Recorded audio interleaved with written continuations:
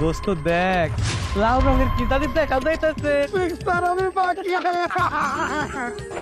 আচ্ছা, আপনাদের ঘরে কি মা বোন নাই? আমাদের ঘরে মা বোন দুইটাই আছে, কিন্তু সুন্দরী বউ নাই। বন্ধু, আমার তো মনে হইতেছে তোর কষ্ট দেখে ওর মুখের ভেতরটা জল করতেছে।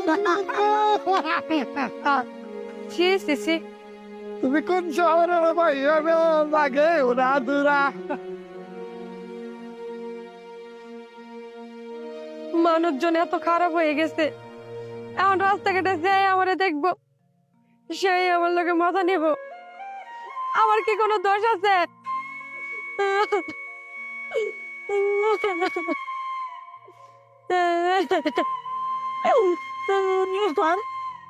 আপনি জায়গায় কান্না করতেছেন কে? কি হয়েছে আপনার? আমি কানলে আপনার সমস্যা কি? হ্যাঁ, আপনাকে আমার বিরক্ত করার জন্য আইছেন? আপনাকে কি খায় দেয় কাম নাই? শুধু মেয়ে মানুষ দেখলে বিরক্ত করার জন্য উইটা বইটা লাগেন। না না, আমি আপনাকে বিরক্ত করতে আসবো কেন? আপনি এই জায়গায় কাঁদতেছেন তাই জিজ্ঞাসলাম কি জন্য কাঁদতেছেন। ও, একটা মেয়ে কাঁদবে আর এই সুযোগে আপনারা ফায়দা লুটে নিতে চান? আপনি এখান থেকে যাবেন, না হলে কিন্তু আমি লোকজন ডাকবো। আপনি এই জায়গায় হাজার চিৎকার করলেও কোনো লোকজন এগিয়ে আসবে না। আমি আপনাকে সাহায্য করার জন্য আসছি। একবার আপনার সমস্যাটা আমাকে বলুন। আমি আপনাকে বলতে পারবো না, আপনি জানতে এখান থেকে।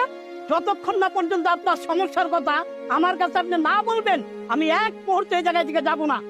এই যে দেখুন, দেখুন আমার পিরিয়ড হয়েছে, এখন মজা করুন, এখন মজা করুন আমার সাথে বেশি করে করুন মজা।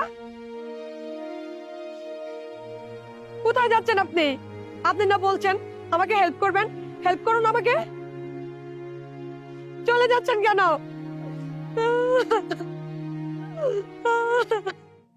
আমি জানি সব ছেলেরা শুধু মেয়েদের সাথে মজাই নিতে পারবে, হেল্প করতে পারবে না। এখন আমি বাসায় যাবো কেমনে? আমি যদি বাসায় যাই, যে আমাকে রাস্তায় দেখবে সেই আমার সাথে মজা করবে।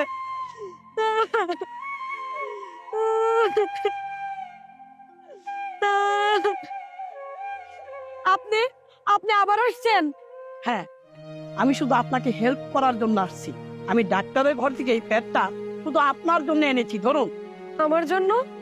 জি, শুধু আপনার জন্য এনেছি।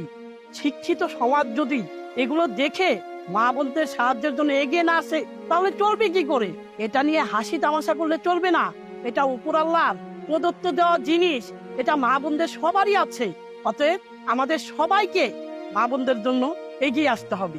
আপনার মতো যদি এভাবে সবাই ভাবতো, তাহলে হয়তো আমরা বাইরে বের হয়ে নিরাপদে থাকতে পারতাম।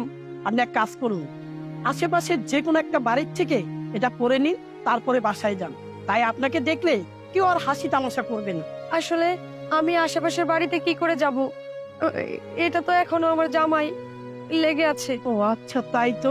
আচ্ছা, আপনি এই জায়গায় একটু দাঁড়ান, আমি একটা ব্যবস্থা করছি, দাঁড়ান।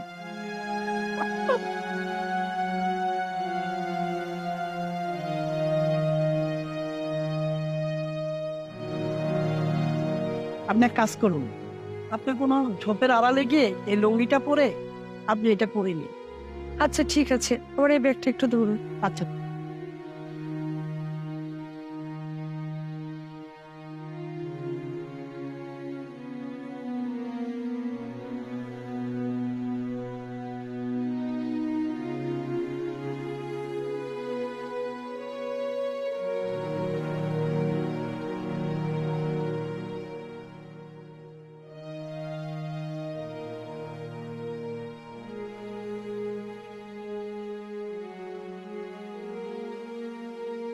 Thank you so much.